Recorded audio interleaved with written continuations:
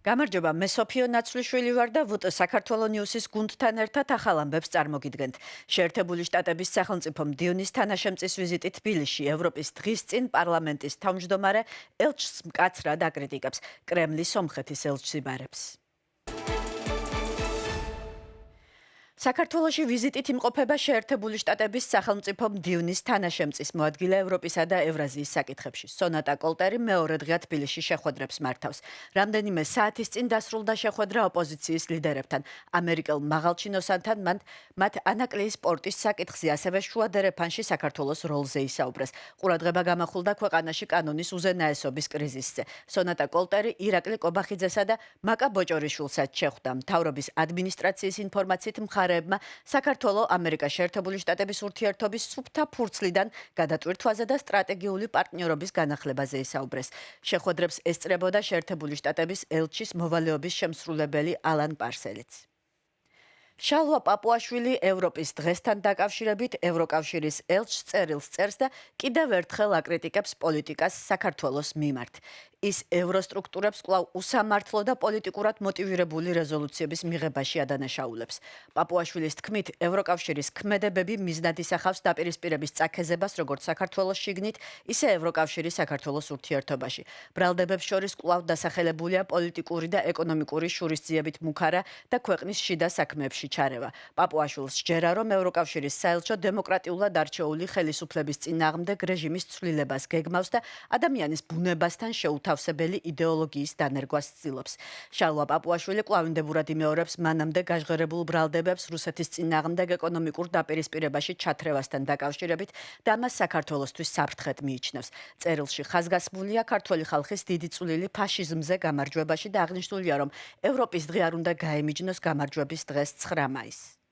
გასულ წელს ევროპის დღეს ქართველი ხალხისადმი თქვენს მიმართვაში თქვენ აირჩიეთ მეორე მსოფლიო ომის დასრულების წლისთავის უგულებელყოფა და სანაცვლოდ აქცენტი გააკეთეთ თქვენს პოლიტიკურ პრეტენზიებზე მასპინძელი ქვეყნის მიმართ. თუმცა ალბათ ღირს შეხსენებათ, რომ არა ანტიფაშისტურ ერებთან ერთად ქართველი ხალხის დღევანდელი თაობების მშობლები და პაპაბებიები ვერც ფაშიზმზე დაფარცხდებოდა, არც ევროკავშირი და ევროპის დღე იარსებებდა. საქართველოში არ არსებობს ოჯახი, რომელმაც ამ ომში მსხვერპლი არ გაიღო. ევროპის დღის გამარჯვების დღისგან გამიჯნა ჩვენთვის მიუღებელია. ამიტომ იმედი მაქვს, რომ 9 მაისს თქვენს შეკრებაზე სათანადო პატივს მიაგებთ 300,000 ქართველს, რომელმაც სიცოცხლე დადო ფაშიზმისგან თავისუფალი ევროპისთვის.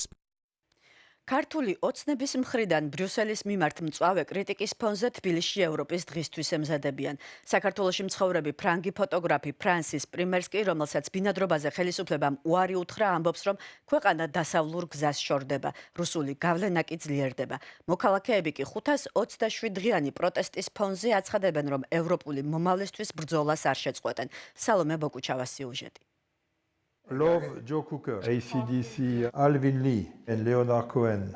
საქართველოში მცხოვრები ფრანგი ფოტოგრაფი და ვიდეოგრაფი ამ წიგნაკში მსოფლიოს როკ-ვარსკვლავების ავტოგრაფებს ინახავს. მსოფლიოს წარმატებული ფოტოგრაფი 20 წელია საქართველოში ცხოვრობს. ქვეყნის უახლეს ისტორიას, პროტესტ ქუჩაში იღებს და დოკუმენტურ მასალას აგროვებს. ჯერა საქართველოში თუ საქართველოს გარეთ ფილმის დასრულება აუცილებლად მოხდება. მე ფოტოგრაფი ვარ, ვიღებ იმას, რასაც ვხედავ და თუ მთავრობას ეს არ მოსწონს, შევახსენებ, რომ კადრში რეალობა ხვდება, რომელსაც თავად ქმნიან. საქართველოს უნდოდა დემოკრატიული ქვეყნის აშენება, ევროპულ ოჯახში დაბრუნება და არა რუსეთში. თუ გადავხედავთ ბოლო დროს მიღებულ კანონებს, მიხვდებით რუსულ გავლენას ქვეყანაზე. ფრანგ ფოტოგრაფს სერვისების განვითარების სააგენტო მარტში უარი მოკლევადიან ბინადრობაზე უთხრა. პრიმერსკიმ გადაწყვეტილება სასამართლოში გაასაჩივრა და გამოცემული აქტის გაუქმება მოითხოვა. განახლდა ბინადრობის უფლება მარტში. რამდენიმე დღის შემდეგ კი საკუთარი გადაწყვეტილება გააუქმეს.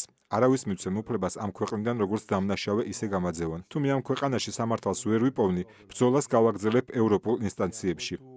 ქვეყანაში, სადაც ევროპელ მეგობრებს ბინადრობის უფლებას აღარ აძლევენ, 527 დღეა საქართველოს მოქალაქეები წართმეული ევროპული მომავლის უკან დაბრუნებას ითხოვენ. ამ პროტესტის პარალელურად ქართულმა ოცნებამ ათობით კანონი მიიღო, რომელიც მოსახლეობას კრიტიკული აზრის გამოხატვას და ტროტუარზე დგომასაც კი უგრძალავს. ამ ყველაფრის მიზანი არის ის, რომ განსხვავებული აზრი არ იყოს, არ ისმოდეს და შესაბამისად დემოკრატიულ პროცესებს არ ქონდეს ქვეყანაში ადგილი. იმის იმისთვის, რათა მათ შეძლონ ძალაუფლების შენარჩუნება. ქართული ოცნება ცდილობს ევროკავშირისგან შექმნას მტერი, ამ მტერს ებრძოლოს. ევროკავშირს ამ ქვეყნისთვის სიკეთის მეტი არაფერი არ გაუკეთებია. ძალადობას, დაკავებას, გამკაცრებულ კანონებს 527 დღეა საქართველოს მოსახლეობა არ უშინდება. მოქალაქეების ნაწილი ყოველდღე რუსთაველის გამზირზე იკრიბება და რიგარეში არჩევნებს ითხოვს. ერთ-ერთი ასეთი მებრძოლია ლექტორი, სოვლაბის მკვლევარი რუსუდან კობახიძე, რომელიც გზის გადაკეტვის გამო ერთხელ უკვე დააკავეს, მაგრამ ქუჩაში ისევ დროშით ხელში გავიდა. მე მჯერა, რომ ჩვენ შეგვიძლია შევცვალოთ მოცემულობა, ჩვენ შეგვიძლია შევცვალოთ რეჟიმი, ჩვენ შეგვიძლია გავიმარჯვოთ, იმიტომ რომ სწორედ ეს პროტესტი და პროტესტის ხმამაღლა გამოხატვა ანგრევს დიქტატურებს. რუსუდან კობახიძე და მასთან ერთად რუსთაველის პროტესტის მონაწილეები ხვალ 9 მაისს ევროპის დღის აღსანიშნავად კიდევ ერთხელ შეიკრიბებიან და მადლობის ნიშნად მსვლელობას გამართავენ. Celebrate with us Europe Day and you will find out more. 9 მაისს ექსპო ჯორჯიაში ყველაზე დიდი ევროპული დღესასწაულისთვის ემზადებიან. დავინტერესდით მივლენ თუ არა ქართული ოცნების წარმომადგენლები ევროპის დღის აღსანიშნავად ღონისძიებაზე, სადაც მოსაწვევები არ რიგდება და წვეულების კარი ყველასთვის ღიაა. სამწუხაროდ ცოტა დაბინძურდა ეს ურთიერთობები. ჭიდილი ბრიუსელსა და თბილისს შორის სამწუხაროდ სახეზეა. მე არ ვიცი რა მოხდება 9 მაისს რა ღონისძიებები იქნება, სად დავესწრებით, სად არ დავესწრებით, თუმცა ამაზე მსჯელობა მიმდინარეობს. სანამ ოფიციალური თბილისი ოფიციალურ ბრიუსელთან ჭიდილშია, დაფინანსების გარეშე რჩებიან ორგანიზაციები. იზღუდება სიტყვის გამოხატვის თავისუფლება. მტკიცებულებების გარეშე აკავებენ ახალგაზრდებს და ქვეყნიდან აძევებენ ერთგულ ევროპელ მეგობრებს.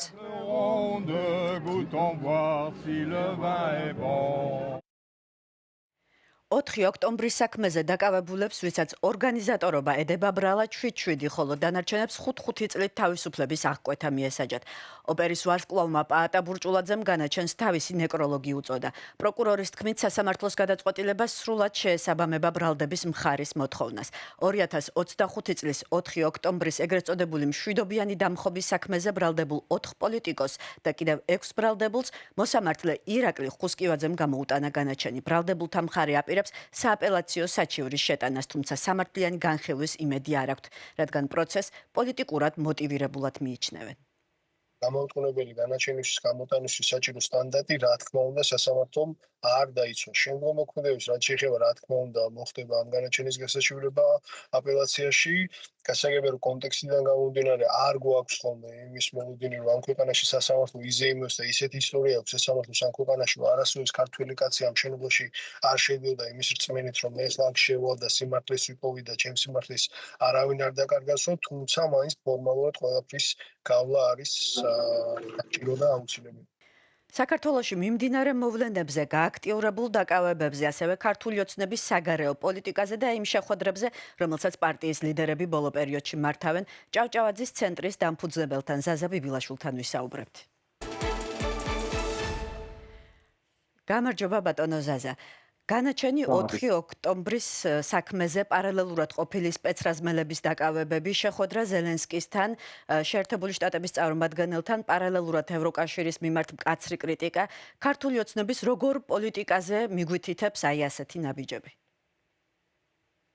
პირველ რიგში დიდი მადლობა მინდა მოგახსენოთ მოწვევისთვის და კეთილი იყოს ჩემი გამოჩენა თქვენს ეთერში. მივესალმებით თვითონ იმ ფაქტს, რომ პოლონეთის საზოგადოებრივმა მაუწყებელმა შექმნა ეს ქართულენოვანი მიმართულება, ეს არის ძალიან მნიშვნელოვანი და ძალიან ხშირად მოისმენთ ხოლმე კითხვებს ჩვენს ევროპელ მეგობრებს შორის, ასევე ქართველებში ძალიან ბევრი ქართველი დღემდე მიამიტურად კითხულობს, აი ეს რატომ გააკეთეს, ის რატომ გააკეთეს, ეს ხომ არ აწყობდათ, ამით ხომ დაზიანება მიიღეს პოლიტიკური თვალსაზრისით, ხო? მაგრამ ყველაფერი ლაგდება, ყველაფერი ძალიან მარტივად იხსნება, როდესაც ჩვენ გავიხსენებთ მარტივ ფაქტს, რომ სინამდვილეში 2012 წლის 1 ოქტომბერს საქართველოში რუსეთმა აიღო პოლიტიკური რევანში. ეს იყო რევანში ვარდების რევოლუციაზე და მას მერე ნაბიჯ-ნაბიჯ თანმიმდევრულად, მიზანმიმართულად ხდებოდა ყველაფერი იმისთვის, რომ საქართველოს სახელმწიფოებრიობა დასუსტებულიყო, რომ პირველ რიგში მორღვეულიყო ჩვენი უშიშროების სისტემა, დაზვერვა, კონტრდაზვერვა, თქვენ გეხსოვებათ ალბათ მთელი რიგი ისეთი მოვლენები იყო, რომლებიც მიმართული იყო ქართული ჯარის, ქართული სპეცსამსახურების წინააღმდეგ, ხდებოდა მათი მიზანმიმართული დევნა, ქვეყნიდან განდევნა, იყო გარდაცვალებების, იდუმალი გარდაცვალებების მთელი კასკადი. უბრალოდ ეს ყველაფერი ჭყალებში აფეთქდა მხოლოდ 2022 წლის თებერვლის შემდეგ, როდესაც რუსეთმა როგორც თავად გახსნა კარტი, ასევე მისმა პოლიტიკურმა ძალამ, მისი ზურგით მოსულმა პოლიტიკურმა ძალამ ყოველგვარი საჭიროება ამოწურა ორმაგი თამაშისა. ბატონო ზაზა, სწორედ ამასთან დაკავშირებით მინდა ჩაგეკითხოთ, რამდენად ემთხვევა ქართული ოცნების რიტორიკა იმ ნარატივებს, რომლებსაც წლებია კრემლი დასავლეთის მიმართულებით მათ საწინააღმდეგოდ იყენებს? არა მხოლოდ ემთხვევა ეს რიტორიკა, არამედ ხშირ შემთხვევაში იდენტური არის ხოლმე მესიჯები, მაგალითები, კონკრეტული გზავნილები და ასევე ამ გზავნილების გაჟღერების დრო. ამასთან დაკავშირებით არაერთი ჟურნალისტური გამოძიებაც ჩატარებულა და სხვა ახსნა ამას უბრალოდ არ გააჩნია. დღესაც, როდესაც ქართული ოცნების რიტორიკას შევხედავთ, მათ მოლაპარაკე თავებს მოусმენთ, ნახავთ, რომ მათ რიტორიკაში მთავარი მტერი, მთავარი მოწინააღმდეგე, ვისაც ეპაექრებიან, ვის მიმართ პოზიციონირებენ საკმაოდ მტრულად და ამბობენ, რომ ეს ძალა არის ჩვენი ქვეყნის მოწინააღმდეგე, არის დასავლეთი, არის ევროპა, გაერთიანებული სამეფო, ამერიკის რაღაც ძალები, deep state, რომელიც თურმე აკონტროლებს ამ სახელმწიფოს, მაგრამ პრაქტიკულად ვერ გაიხსენებთ შემთხვევას, როდესაც ისინი ადეკვატურები იქნებოდნენ რუსეთის მიმართ. მე შეგახსენებთ, რომ 2012 წელს ერთ-ერთი პირველი გზავნილი, რომელიც ქართულმა ოცნებამ მსოფლიოს გაუგზავნა, იყო რუსი ჯაშუშების გათავისუფლება ციხეებიდან. არა მხოლოდ გათავისუფლება, არამედ მათთვის პოლიტიკური პატიმრის დათმევა. წარმოიდგინეთ, არ არსებობს სოფლიო პოლიტიკაში იმის მაგალითი, არ არსებობს სოფლიო იურისპრუდენციაში იმის მაგალითი, როდესაც ოკუპანტის სახელმწიფოს სპეცსამსახურის წარმომადგენელი ოკუპირებულ სახელმწიფოში რომელიც დაიჭირეს, გაეთავისუფლებინათ როგორც პოლიტიკური პატიმარი.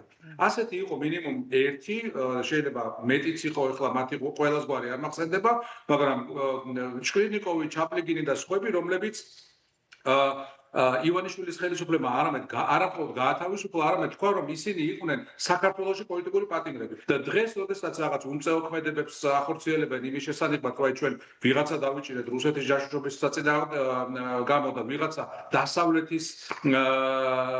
დასავლეთის დავალებით ჯაშუშობისთვის, ეს იმთავითვე აბსურდი არა. ბატონო ზაზა, სწორედ აი მეგობარ ქვეყნებთან დაკავშირებით მინდა გკითხოთ, რას ნიშნავს სონატა კოლტერის ვიზიტი თბილისში? ეს არის რეალური პოლიტიკური სიგნალი ვაშინგტონიდან თუ როგორ ფიქრობთ, მხოლოდ სამუშაო დონის კონტაქტების აღდგენაზე არის საუბარი? ძნელია ახლა ამაზე სპეკულირება, თუმცა იქიდან გამომდინარე თუ როგორი ვითარებაც არის რეგიონში, აბსოლუტურად გასაგებია, რომ მათ ჭირდებათ კონტაქტები იმ ძალასთან, რომელიც ფაქტობრივად აკონტროლებს ამ ტერიტორიას. მე სხვანაირად ამას ვერ დავარქმევდი.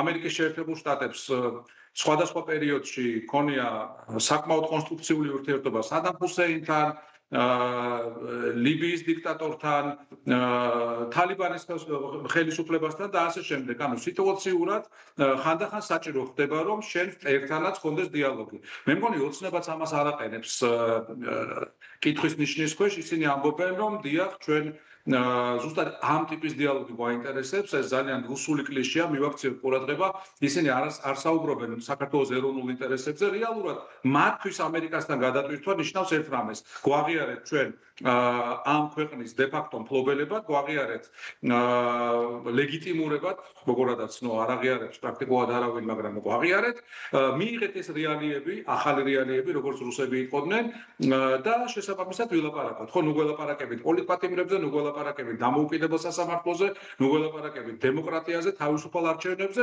მიიღეთ ის რაც არის, აი როგორიც არის რუსეთი დღეს, მსგავსი იყოს საქართველოს, მიიღეთ ეს რიტორიკა, მტრული რიტორიკა, რომელიც მოდის საქართველოსთან და გადავითვირთოთ. ანუ ეს არ არის გადატვირთვა, ეს არის სამკვრივი კაპიტულაცია და ამერიკის ინტერესების დათმობა. სანაცვლოდ რას თავაზობენ ისინი ქართულ ხალხს, სანაცვლოდ რას თავაზობენ, ოცნებაზე მაქვს საუბარი და რას თავაზობენ ამერიკის შეერთებულ შტატებს როგორც ქართველი ხალხის მეგობარს. ბატონო ზაზა, უფრო ფართოდ მასშტაბურად რომ შევხედოთ, რამდენად საინტერესოა რომ კოლტერი თბილისამდე იმყოფებოდა ერევანში და სომხეთ-ამერიკის შეერთებული შტატების თანამშრომლობაზე საკმაოდ პოზიტიური გზავნილები გაკეთდა ამ ვიზიტის შემდეგ. ხომ არ ჩანს ისე თითქოს ვაშინგტონი რეგიონში ახალ ბალანსს ეძებს? რა თქმა უნდა, ის რაც მოხდა სომხეთში რამდენიმე დღის წინ, არის ახალი გეოპოლიტიკური რეალობის მკაფიო კონტური. ის სიმძიმის ცენტრი, რომელიც 2012 წლამდე იყო საქართველოში, ბოლო წლებში და განსაკუთრებით ბოლო 2 წელიწადში და განსაკუთრებით აი ამ სამიტის შემდეგ უკვე ცალსახად არის გადასული სომხეთში. ჩვენთვის, ქართველებისთვის ეს ერთი მხრივ მტკივნეულია, ვინაიდან ჩვენივე პასტებით თქვით ამაზე უარი 2012 წელს, მაგრამ მეორე მხრივ იმედის მომცემია, ვინაიდან ეს ნიშნავს, რომ მიუხედავად რუსეთის განუხრელი და შეუჩერებელი მცდელობისა, მიუხედავად ივანიშვილის ხელისუფლების დაუღალავი მცდელობისა, დასავლეთი კავკასიას ხელს არ დიდი მადლობა ბატონო ზაზა პასუხებისთვის. შეგახსენებთ ჩვენს ეთერში ზაზა ბიბილაშვილი იყო. სომხეთს მისი ხელმძღვანელობის თანხმობით სულ უფრო მეტად ითრევენ უცხო სტანდარტებსა და მექანიზმებში. განცხადებები რუსეთის საგარეო საქმეთა სამინისტროში გაკეთდა. მოსკოვის აღშფოთება ერევანში ევროპის პოლიტიკური თანამეგობრობის სამიტის გამართვამ, ასევე ვოლოდიმირ ზელენსკის ვიზიტმა და მისმა განცხადებებმა გამოიწვია. საგარეო უწყებაში დაიბარეს სომხეთის ელჩი გურგენ არსენიანს აცნობს, რომ მიუღებელია უკრაინის პრეზიდენტისთვის რუსეთის წინააღმდეგ ტერორისტული მუქარის გამოსახატად პლატფორმის მიღება. ეგრეთ წოდებული სომხეთ-ევროკავშირის სამიტის საბოლოო დეკლარაციის ტექსტის წაკითხვის შემდეგ აშკარა ხდება, რომ სომხეთს მისი ხელმძღვანელობის თანხმობით სულ უფრო მეტად ითრევენ უცხო სტანდარტებსა და მექანიზმებში. ეს არა ევროპული კულტურისა და ცივილიზაციის თვალსაზრისით, არამედ აგრესიული, ევროატლანტიკური სტანდარტებით. ადრე თუ გვიან სომხეთის ხელისუფლების მიერ არჩეული ეს კურსი გარდაულად გამოიწვევს იმას, რომ ერევანი ბრიუსელის ანტირუსულ ორბიტაზე აღმოჩნდება. საკრუიზო გემს, რომელზეც ცენტავირუსით დაავადების შემთხვევები დაფიქსირდა, კანარის კუნძულები მიიღებს. კონკრეტული პორტი ამ დროისთვის არ სახელდება. ნიდერლანდური ოპერატორის ხომალდზე სასიკვდილო ვირუსი 8 ადამიანს დაუფიქსირდა. 3 გარდაიცვალა. ხომალდზე დეზინფექცია დაიწყო, მგზავრებს თხოვეს არ დატოვონ კაბინები. ესპანეთის ხელისუფლება კუნძულზე ჩასვლის შემდეგ სამედიცინო ევაკუაციისა და რეპატრიაციის მექანიზმს ამოქმედებს. განცხადება გაკეთდა მსოფლიო ჯანდაცვის ორგანიზაციაში თედროს გებრიესუსის განმარტებით, შემთხვევები იშვიათ ანდესის შტამს უკავშირდება. ეს ერთადერთი შტამია, რომელიც ადამიანიდან ადამიანზე გადადის. ჯანდაცვის მსოფლიო ორგანიზაცია ავრცელებს გაფრთხილებას, რომ ვირუსის ეს აფეთქება კოვიდის პანდემიას არ გავს. საფრანგეთის სტუდენტებისთვის 1 ევროიან პროგრამას ნერგავს. ეს ნიშნავს იმას, რომ სასადილოებში ორშაბათიდან ყველა სტუდენტისთვის სამკერძიანი მენიუს ფასი 1 ევრო იქნება. აქამდე მისი ღირებულება 3,5 ევრო იყო. გადაწყვეტილების მიზანი სტუდენტებისთვის ფინანსური წნეხის შემცირებაა. პროგრამის მხარდასაჭერად განათლების სამინისტრომ 120 მილიონი ევრო გამოყო. დღეისთვის სულ ეს იყო, გახსოვდეთ, ჩვენ აქ ვართ ფაქტების სადარაჯოზე და გთავაზობთ თავისუფალ სიტყვას ინფორმირებული არჩევანისთვის.